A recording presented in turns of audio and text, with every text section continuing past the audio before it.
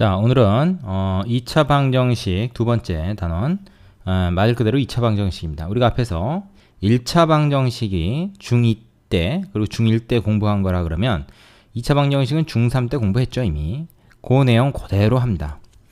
그래서 좀 달라지는 게 있다 그러면 우리가 중학교 때는 이 2차 방정식은 실근의 경우, 그러니까 근이 실수인 경우만 따지고 그렇지 않은 경우에는 그냥 근이 없다 그랬어요. 근데 이제 근이 없는 게 아니고 사실은 뭡니까? 실근이 있다면 허근이 또 있는 거죠. 실근 대 허근. 근데 우리는 이제 그 중학교 때는 허수라는 걸 안 했으니까 허근인 경우에 그냥 근이 없다 이렇게만 얘기했던 거죠. 그래서 원래는 이제 허근이 있는 거죠. 2차 방정식의 풀이법은 그 인수분해를 이용한 방법과 근해 공식, 그러니까 완전 제곱식 변형을 이용한 방법 두 가지가 있다는 거 여러분이 아실 겁니다. 여기서 이제 그런 거 하나씩 다 따져보게 되는데요. 자, 일단 2차 방정식이라는 것은 ax제곱 플러스 bx 플러스 c 이퀄 0. 자, 이퀄 0이 중요합니다. 한쪽으로 다 몰았을 때 나머지 한쪽은 0이 딱 되고, 요 2차식으로 정리가 되며, 요 2차항의 개수, 그러니까 최고차항의 개수 a가 0이 되지 않는 형태가 되어야 우리가 이걸 이제 2차 방정식이라고 하는 거죠. 이때 이 식을 만족하는 x값을 구하는 것을 우리가 2차 방정식으로 푼다라고 얘기하고, 그 x값은 실수로 나오거나 혹은 허수로 나오게 된다. 뭐 이런 내용입니다. 자, 그럼 일단 그 인수분해를 통해서 그 2차 방정식을 푸는 내용 정리된 거 한번 살펴보겠습니다. 자, 인수분해를 이용한 2차 방정식의 풀이는 x에 대한 2차 방정식이 x-알파, x-베타 이퀄 0의 꼴일 때, 즉 2차식을 1차식으로 바꾼 거죠. 사실 원래대로 하자면 2차 항의 개수가 지금 a이기 때문에 이 앞에 a가 있는 것이 맞습니다. x-알파, x-베타. 그래서 어차피 그는 알파와 베타 두 개가 똑같이 나오겠죠. 그러나 이 경우에는 양변을 또 a로 나눠버리면 이게 되죠. 이쪽이 0이기 때문에 양변을 a로 나눠버리면 이게 똑같습니다. 그래서 뭐 이렇게 변형된다 얘기해도 틀리는 건 아니죠. 그런데 요 2차식을 그 인수분해에서 1차식 두 개의 곱으로 만들었을 때 그 1차식이 꼭 1차항의 개수가 1일 수가 있느냐, 그렇지 않을 수도 있다 우리가. 그래서 이렇게 ax-b, cx-d 이렇게 좀 더 1차식 형태의 일반적인 꼴로 우리가 생각할 수 있는 거죠. 이거 뭐 플러스일 수도 있습니다. 어쨌든 각각의 1차식의 인수가, 이거 각각 인수라고 그러죠. 1차식 인수가 0이 되는 x값이 근이 되죠. 요것이 0이 되는 경우가 이제 x가 a분의 b인 경우고, 얘가 0이 되는 경우가 이제 x가 c분의 d인 경우겠죠. 만약에 이게 이제 플러스로 나온다 그러면 여기도 마이너스가 붙겠죠. 자, 이 정도 내용은 여러분이 중학교 과정을 제대로 이수했다면 다 알고 계신 내용일 거예요. 만약에 이게 잘 안 된다 그러면 여러분 중학교 책을 다시 봐야 됩니다. 이 내용을 계속 공부하고 있으면 안 됩니다. 이거 다 아는 학생이라는 가정하에서 이 다음 내용이 진행이 되기 때문에 그렇습니다. 자, 여러분 다 아시죠? 네, 다음으로 넘어가겠습니다. 여기서 그냥 확인만 하고 넘어가는 차원에서 설명을 하겠습니다. 자, 이게 여러분이 많이 본 내용일 겁니다. 중3 때 뭐 지겹게 했을 거예요. 근해 공식을 이용해서 2차 방정식을 푼다.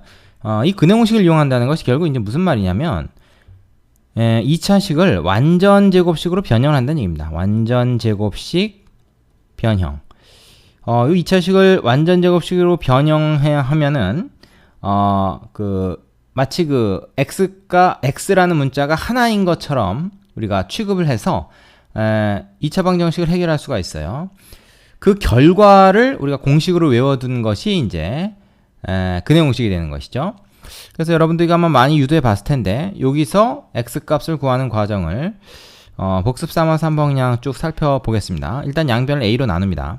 a가 0이 아니라 그랬기 때문에 a로 나눠도 되죠. 그러면 x제곱 플러스 얘는 a분의 bx 플러스 a분의 c가 되죠. 이퀄 0 되고요. 이쪽은 a로 나눠도 똑같죠. 자, 그러면 여기서 어떻게 합니까? 여기서 요거를 상수항만 이쪽으로 일단 넘겨요. 그러면 x제곱 플러스 a분의 bx 이퀄 마이너스 a분의 c가 되고요. 이 상태에서 이 좌변을 완전 제곱식으로 만들기 위해서는 뭐가 필요하냐? 앞에 거 제곱 있고 뒤에 거 뭔가의 제곱이 있어야 될 거고, 두 배 앞에 거 뒤에 거 한 게 얘가 되기 때문에 요 앞에 x는 x제곱 여기 있으니까 요 부분만 이제 생각한다 그러면 뒷부분에 뭐가 있어야냐면 얘를 2로 나눈 값의 제곱이 있으면 됩니다. 그래서 2a분의 b의 완전 제곱이 뒤에 더해져 있으면 얘를 완전 제곱으로 바꿀 수가 있는 거죠. 근데 괜히 이쪽만 더해주면 안 되니까 양쪽에 똑같이 이걸 더해줍니다. 2a분의 b의 완전 제곱을 양변에 똑같이 더해주자는 얘기죠. 자, 그럼 이쪽은 뭐가 됩니까? 이쪽은 앞에 거 제곱, 뒤에 거 제곱, 2배 앞에 거 뒤에 거 상황이 됐기 때문에 x 플러스 2a분의 b 요거의 전체 제곱이다. 그리고 이쪽은 계산하면 어떻게 될까요? 자, 요거 이제 4a 제곱이니까 우리가 4a 제곱으로 통분을 하자고요. 그럼 얘는 그냥 b 제곱이고 얘는 여기다 4a를 분자분모에 곱했기 때문에 마이너스 4ac다. 이렇게 볼 수 있겠죠. 되십니까? 자, 그러면 이제 x가 어떻게 돼요? 문자가 두 개가 있었는데 하나로 줄어든 효과가 있죠. 이걸 완전 제곱식으로 변형한 겁니다. 지금 완전 제곱식 변형. 자, 그러면 뭔가를 제곱해서 이게 나왔다는 건 이 안에 들어있는 애는 뭐예요? 플러스 마이너스 루트 얘다. 그래서 제곱이 넘어가면서 플러스 마이너스 루트를 변한다. 뭐 이렇게 기계적으로 우리가 생각을 해도 좋습니다. 그래서 x 플러스 2a분의 b가 자 플러스 마이너스 루트 이거 그대로 써요. 4a 제곱분의 b 제곱 마이너스 4ac 이렇게 된다. 되시죠? 자, 그러면은 얘 같은 경우는 뭐야? 플러스 마이너스 얘 루트 두 개 이제 갈라놓으면 얘는 2a가 되고 얘는 b 제곱 마이너스 4ac 의 루트 이렇게 볼 수 있는 것이죠. 자, 그러면은 어떻겠습니까? 얘만 일로 넘겨버리면 돼요. x가 마이너스 2a분의 b 플러스 마이너스 2a분의 루트 b제곱 마이너스 4ac다. 그럼 2a로 자동으로 통분이 돼 있네요. 그러면 그냥 그거 하나로 묶읍시다. 그럼 2a분의 마이너스 b 플러스 마이너스 루트 b제곱 마이너스 4ac 이렇게 되는 것이죠. 자, 여러분이 다 해본 내용일 거고 이게 잘 안 되는 학생은 지금이라도 이게 되도록 만들어야 됩니다. 자, 두 번째 보니까 일명 이제 짝수 공식이라고 하는 게 소개되어 있어요. 짝수 공식. 이게 뭐냐면 위에 거랑 똑같은데 1차 항의계수 b가 짝수여서 2b-로 바꿀 수 있는 경우, 즉 b-는 원래 b의 절반인 거죠. 그런 경우에는 이 b-를 이용해서 쓸 수가 있다. 이거는 이제 원래 근해 공식에서 b 대신에 지금 2b-가 들어간 걸로 생각하면 됩니다. 그럼 여기서 이제 b 대신에 2b-가 들어갔다고 생각해 보세요. 이걸 그대로 한번 이용해 보겠습니다. b 대신에 2b-가 들어갔다고 생각해 보면 마이너스 2b-가 되겠죠. b가. 그 다음에 플러스 마이너스 루트 이거 제곱해 보면 2b-가 제곱되니까 4b-의 제곱이 되고요. 마이너스 4ac가 되겠죠. 밑에는 똑같습니다. b만 달라지는 거니까. 자, 근데 이렇게 되면 얘는 어떻게 돼요? 여기서 4를 갖다가 밖으로 끄집어낼 수 있다는 거예요. 4를 묶어서 4로 묶어서 b- 제곱 마이너스 ac니까 4를 밖으로 끄집어내면은 2가 되겠죠. 루트 밖으로 나오면. 그래서 얘는 어떻게 되냐면 자 2a분의 마이너스 2b- 플러스 마이너스 2배의 루트 b-의 제곱 마이너스 ac 이렇게 됩니다. 그러면 이제 여기서 분자 분모를 똑같이 2로 나눠버릴 수가 있잖아요. 그러고 나오는 결과가 어떻게 되는 겁니까? a분의 마이너스 b- 플러스 마이너스 루트 b-의 제곱 마이너스 ac다. 이렇게 될 거라는 거죠. 그래서 b를 절반으로 나눈 값이 b-인데 그걸 이용해서 쓰면은 얘보다 약간 간단해집니다. 그러니까 이 위에 있는 숫자 4나 2가 지금 없어지는 것이죠. 그럼 괜히 헷갈리니까 그냥 이것만 외워서 쓰겠다 하는 학생들이 있는데 그러지 마십시오. 이거 반드시 외워야 됩니다. 그리고 계수가 1차 항의계수가 짝수일 때는 이거 적극적으로 사용을 하시기 바랍니다. 왜냐면 이걸 쓰는 것과 안 쓰는 거의 차이가 굉장히 생각보다 커요. 그래서 훨씬 식을 간단히 만들어주고 효율적으로 우리가 계산할 수 있기 때문에 필요 없는 거라면 여기서 왜 이렇게 소개를 했겠습니까? 이거 당연히 필요하니까 꼭 외워두시고 그 다음에 적극적으로 활용하시기 바랍니다. 익숙해지면 이거 절대 헷갈리지 않습니다. 되시죠? 자, 세 번째는 바뀐 교재에서 새로 추가된 내용인데 이건 사실 원래도 뒤에 나오던 내용이었습니다. 뭐냐면 2차 방정식이 실근과 허근을 가질 수 있다는 건데 사실 정확히 얘기하면 실근 또는 허근을 갖는 거죠. 무슨 얘기냐면 요 조건이 중요합니다. 계수가 실수인 2차 방정식 ax제곱 플러스 bx 플러스 c 이퀄 0. 여기서 a는 0이 아니죠. 2차식이니까. 요거의 근의 공식에 의해서 이렇게 나온다는 거죠. 자, 이렇게 나왔을 때 계수, 즉 a, b, c가 다 실수이면 말이죠. 우리가 이제 요 근호 안에 있는 루트 속에 있는 요 식이 0 이상일 때는 이거 전체가 실수가 되고, 왜냐면 얘가 실수니까 실수에다 뭐 이 실수 더하고 빼고 해서 나눠봤자 어차피 또 실수라 이거야. 그 다음에 얘가 이제 루트 속에 있는 게 음수면은 얘는 허수가 되죠. 근호 안에 마이너스니까. 그럼 이제 이거 전체가 허수가 됩니다. 그래서 x가 실수이거나 허수이거나 이게 둘 중에 하나가 된다는 거예요. 그래서 결론이 이겁니다. 이 결론이 중요한데, 계수가 실수인 2차 방정식은 복소수 범위에서 반드시 근을 갖는다. 즉 실근을 갖거나 아니면 허근을 갖는다 하는 거예요. 근데 여기서 중요한 게 지금 하나 빠져있는데, 뭐냐면 실근 하나 허근 하나 이렇게 나눠서 가질 수가 없다는 겁니다. 실근만 두 개를 갖거나 허근만 두 개를 갖거나 이럴 수 있다는 거예요. 물론 실근 두 개 같을 때는 요 두 개의 실근이 같을 수가 있습니다. 그때 우리가 이제 중근이라고 하죠. 서로 같은 두 실근이라고도 하고 하나의 실근이라고도 사실 얘기할 수 있는 그런 상황인데, 그것도 이제 여기에 포함시킨다면 실근을 갖든가 허근을 갖든가 하지 실근 하나 허근 하나 이렇게 갖지는 못한다는 거예요. 이게 중요합니다. 왜냐면 이게 이제 실수가 되면은 플러스 마이너스 실수 해가지고 둘 다 실수가 되는 거고, 이게 이제 허수면은 플러스 마이너스 허수해서 둘 다 허수가 되는 거죠. 근데 이제 이게 계수가 허수가 되면은 실근 하나 허근 하나 갖는 경우도 가능할 수가 있습니다. 근데 그건 여기서 다루는 내용은 아니죠. 계수가 실수일 때는 실근만 두 개 갖든가 허근만 두 개 갖든가 한다. 물론 실근 두 개는 같은 경우도 있기 때문에 우리가 중근도 거기다 이제 포함시켜서 얘기를 한다. 이걸 좀 기억하고 가시기 바랍니다. 자, 다음 강의에서는 129쪽 세미나에 나오는 내용을 예전 강의를 가지고 좀 대체를 해보겠습니다. 꼭 한번 듣고 넘어가세요. 그 중에서 먼저 1차 방정식부터 공부를 하죠. 사실 1차 방정식이나 2차 방정식은 모두 우리가 중학교 때 이미 공부한 내용입니다. 1차 방정식은 중학교 1학년 때, 2차 방정식은 중학교 3학년 때 공부를 했죠. 자, 그때 1차 방정식이란 게 어떤 형태였습니까? ax 플러스 b 이퀄 0. 이렇게 x에 관한 1차식, 즉 x가 변수일 때 그 x라는 변수에 대해서 1차식 이퀄 0으로 표현되는 식을 우리가 1차 방정식이다 이렇게 이제 얘기를 했죠. 물론 여기서 1차식이 되려면 a는 0이 아니다 라는 조건이 붙어 있어야 했습니다.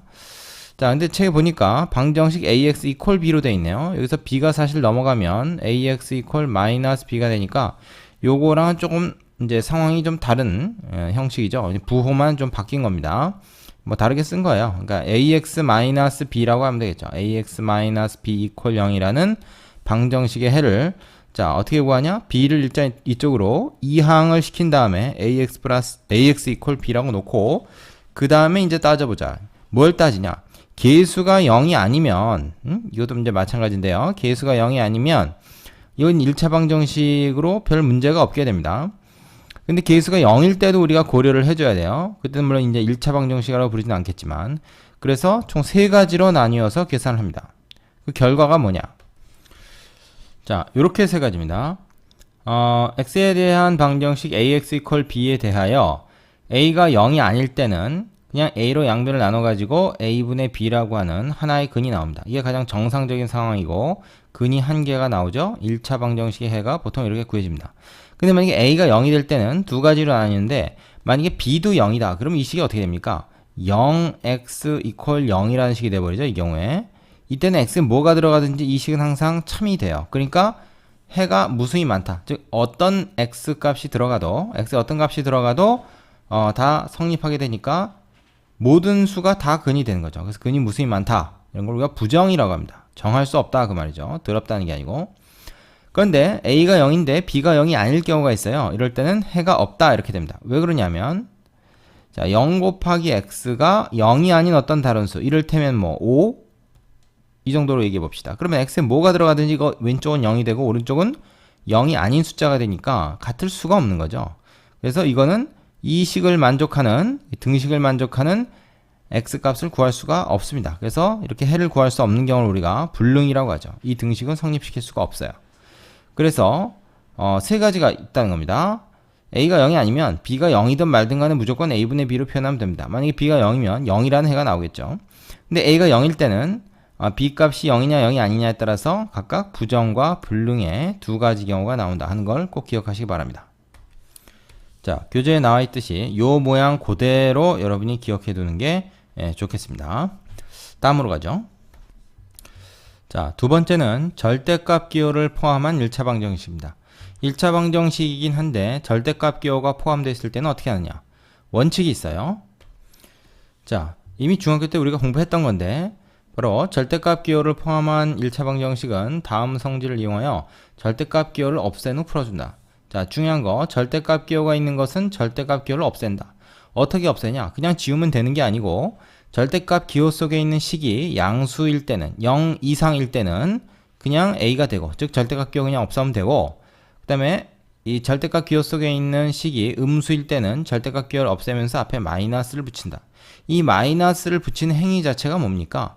a를 양수로 만들어주는 거예요. 마이너스를 붙여서. 사실은 이제 a에 마이너스가 원래 하나 붙어 있는 거라고 볼 수 있는 거죠. 거기에 마이너스를 한 번 더 붙이는 겁니다. 원래 있던 걸 떼버린다 이렇게 생각해도 좋지만 그거보다는 마이너스를 하나 더 붙여서 양수로 만든다라는 개념이 더 좋습니다. 자, 그래서 이게 원칙이에요. 그래서 절대값 기호가 나와 있으면 항상 그 절대값 기호 속에 있는 식이 0이 되는 값을 기준으로 해서 나누어서 풉니다.